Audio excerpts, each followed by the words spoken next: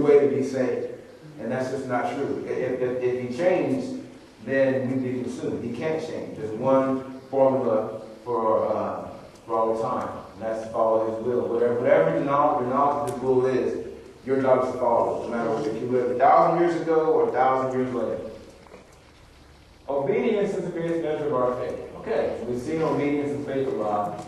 We've seen obedience as creation. Now, for our Pinnacle of Holiness, where's obedience?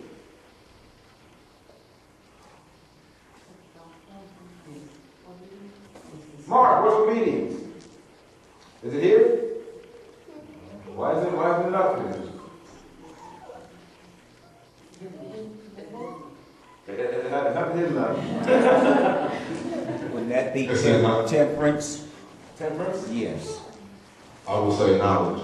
Knowledge? It's right there between faith and virtue. Oh, here's the thing. Let me be very clear. I said that obedience was the most basic degree of holiness, and that's true. That means that's in the sky. Obedience. Love. He said if you love me, you keep my commandments. It's the first step, it's not love. Okay, yes. Okay, you're all right.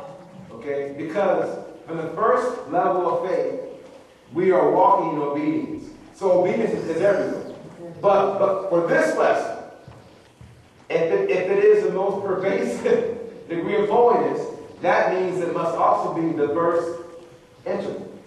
This way, by being the most basic degree, you're going to take that step of obedience all the way to love. Okay, so everybody was right. Okay. But as far as our sin, the first time we encounter obedience, we are introduced to obedience between the levels of faith and virtue. So as we're going from faith to virtue, we find obedience. Okay? So let's talk some more obedience. Now, this we come to understand now levels and intervals. Let me show you that real quick. All these colorful items here, those are the levels of holiness. The ones that my daughter wrote down in 2 Peter, those are the levels. Obedience is an interval. They're both degrees. They're all degrees of holiness, but they're not quite the same. They have different purposes in our pursuit of perfection. So we're going to talk about the difference between the levels and intervals. Now this is where if you have questions, let me know, because this is, I try to explain this in a simple manner, but it's something that I had to learn. I didn't make it up, but it's somewhat novel, if you will. The level of holiness represent what we must attain in perfecting holiness. So those colorful ones, the faith, virtue, knowledge, we must obtain those. Those are the objectives, okay? Yes. Now, the objective of each level is to attain awareness of every facet of that level. So our objective of faith was to walk around the level of faith. If you watch the diagram, they're all horizontal, right? Line upon line, to form precepts. So we're walking around faith, we're finding hope, we're finding trust, we're finding reminders. That's the objective. And once you attain all the hope and trust and faith on that first level, when you realize that first level, now you attain faith.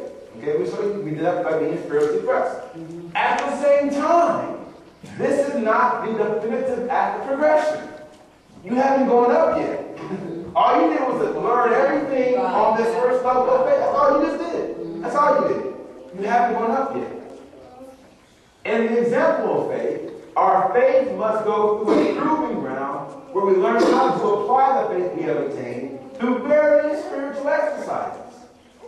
So all that hope you got, all that reliance you got, and trust you got, now you have to demonstrate it. Now you have to prove it. You have to apply it. This is the essence of mastery. And mastery is so critical. What we're talking about today. Even though it's holiness, at the end of it, we want to be perfect. So how can you be perfect apart from mastery? We have to be masters of our faith. Now, mastery is critical because if we fail to successfully apply our understanding of the degree of holiness, we are disqualified from moving to the next level. That's why folks never leave faith. They can't demonstrate it. Okay? They can't execute it. They don't learn how to apply it. And the main reason why, I tell you, is because I have the same thing in my life. We never master lives. We can get hope. We can get trust. Right. But there's a part of us that we don't rely upon him to the point where we will walk into a lion's den. All right. We don't rely upon him to the point where we will walk away from a job that's unfulfilled, that pays well, to do his work somewhere else. Okay? We don't rely upon him that much. That's the main reason why the majority of us don't get past faith. But if we're going to be mastered, now we are forced to rely. We are forced to go into the lion's den. We're forced to go into the fiery furnace. Okay? That's mastery. So how do we move from one level of holiness to the next? So how do we get from faith to virtue? The answer is by mastering the adjacent interval. Okay, and the adjacent interval between faith and virtue is what? Obedience. Thank you. Now, the intervals of holiness are symbolic of stairs. They represent our vertical progression. So, obedience is the staircase from faith to virtue. Right. So through obedience is how you demonstrate your great faith. Okay, so that's what we just said. To ascend from faith to natural obedience. We can never master faith before we first master obedience. Okay? Why was Abraham called the father of the faith? His obedience. The father told him to go out and start walking. And many times Abraham had no idea where he was going. The father said, do it. Whatever. He said, take your son, a promise, take Isaac, and offer him as a sacrifice to me. He never wanted Abraham to kill Isaac. He doesn't have any glory in child sacrifices.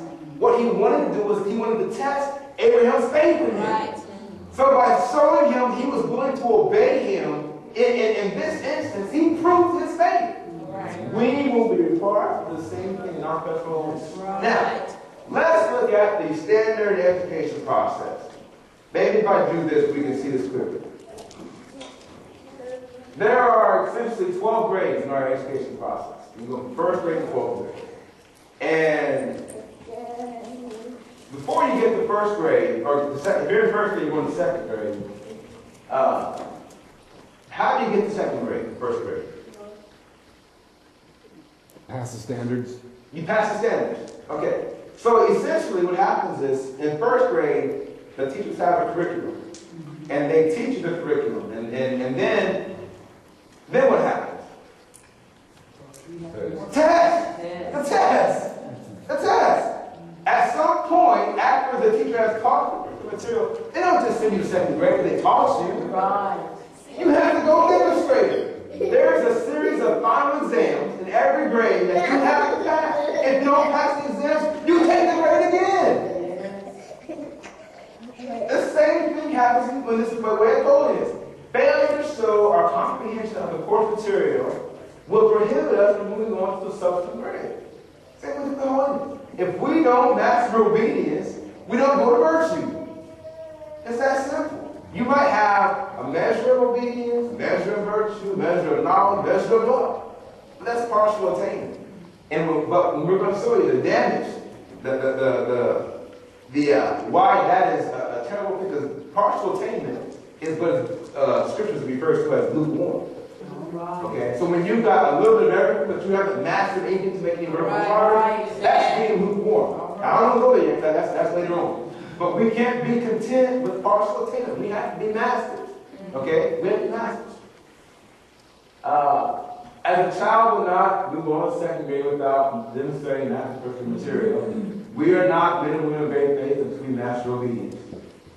Now, unlike levels, intervals are not in the scripture sequence. They're not the scriptures in sequence. So I had to use the Spirit and the corroborated scriptures to determine what the intervals were. But I think I have very little pushback in declaring that obedience is the application of faith. Yes. Okay, I think we all know that. Yes. Okay. Now, so let's go along with obedience. What is obedience? It's complete submission to the will of the Father, which calls us to